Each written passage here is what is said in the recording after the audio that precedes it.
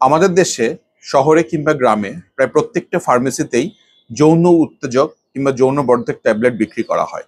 এগুলো বিভিন্ন নামে পাওয়া যায়। হ্যাঁ, সিলডেনাফিল, টাডালাফিল, ভার্ডালাফিল, এক একটা কোম্পানির এক রকম ট্রেড নেই। অত্যন্ত দুঃখের বিষয় যে আমাদের দেশে এই ধরনের ওষুধগুলো কেনার জন্য কোনো ধরনের চিকিৎসা ব্যবস্থাপত্র কিংবা প্রেসক্রিপশনের প্রয়োজন হয় না।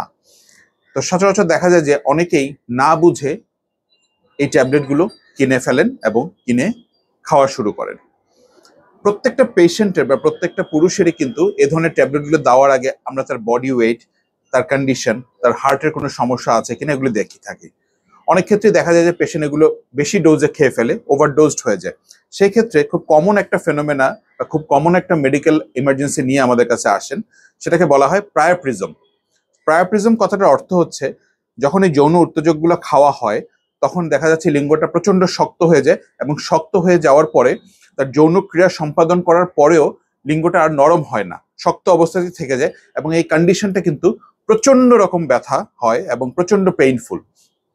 তো পেশেন্ট ভয় পেয়ে যায়, ভয় পেয়ে সাধারণত মেডিকেল ইমার্জেন্সি সিক করে অথবা ইমার্জেন্সিতে যায় অথবা ডক্টরের কাছে চলে যায় সরাসরি। অনেক ক্ষেত্রেই দেখা যায় এ ধরনের কন্ডিশনে কিন্তু আমরা পেশেন্টদের অপারেশন পর্যন্ত করে ওই রগগুলোকে রিপেয়ার করতে হয় যাতে রক্ত চলাচলটা আবার স্বাভাবিক পর্যায়ে চলে আসে। এবং একটা সময়ের পরে যদি দেরি হয় ডাক্তারের কাছে যেতে তাহলে কিন্তু ওই জায়গায় রক্ত জমাট বেঁধে নেক্রোসিস পর্যন্ত হয়ে যায় এবং পেনিসের কার্যকারিতা কিন্তু চিরতরে নষ্ট হয়ে যেতে পারে। সুতরাং এই ধরনের উত্তেজক ট্যাবলেট শুধু যে হার্টের জন্য ক্ষতিকর তা না, প্রায়োপ্রিজমের মতো ভয়ঙ্কর মেডিকেল ইমার্জেন্সিও কিন্তু এগুলো থেকে হতে পারে।